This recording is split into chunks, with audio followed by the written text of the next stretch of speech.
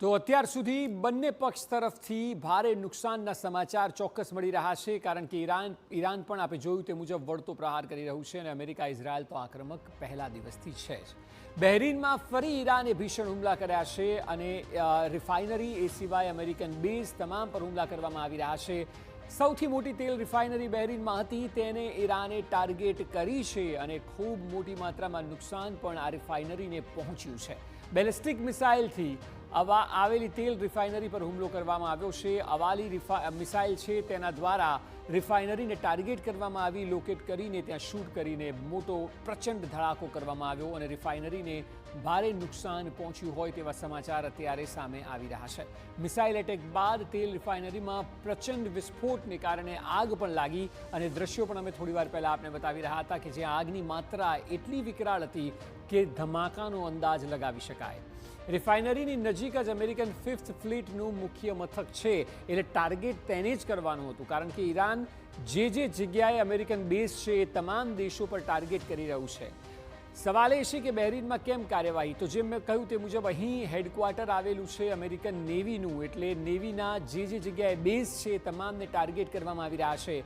America સાથે બદલો લેવા માટે બહેરીનને ટાર્ગેટ કરાયું છે અને એટલે જ યુએઈમાં પણ ટાર્ગેટ કરાયો હતો દુબઈ સુધી, કે જે જગ્યાએ અમેરિકાના સંભવિત બેઝ તેમને લાગ્યા એ તમામ જગ્યાએ લોકેટ કરીને ત્યાં હુમલો કરવામાં આવ્યો, જેથી કરીને ઈરાન પર થતા હુમલામાં એ બેઝનો જે ઉપયોગ થાય છે તે ન થાય અને ઈરાન પર થતા હુમલા અટકે.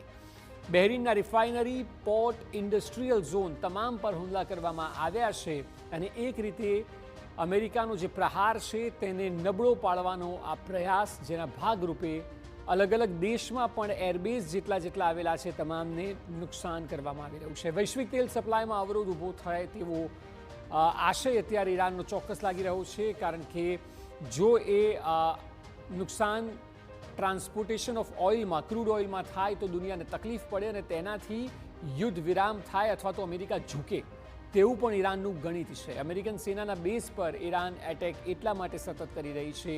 એક તો હોર્મુઝ સ્ટ્રેટને બંધ કરવામાં આવ્યો છે, એ સિવાય જેટલી જગ્યાએ રિફાઇનરીઓ છે તેને ટાર્ગેટ કરવામાં આવી રહી છે, જેથી કરીને એક રીતે દુનિયામાં ક્રૂડ ઓઇલની માત્રા ઘટે અને તેની ક્ષતિ, તેની ઉણપ જોવા મળે અને વપરાશ, કારણ કે જે જથ્થો છે તે ખૂટે તો જ ઈરાન સાથે અમેરિકા વાત કરવા માટે અથવા તો ઈરાનની વાતને માનવા માટે તૈયાર થાય તેવું ઈરાનનું લોજિક છે.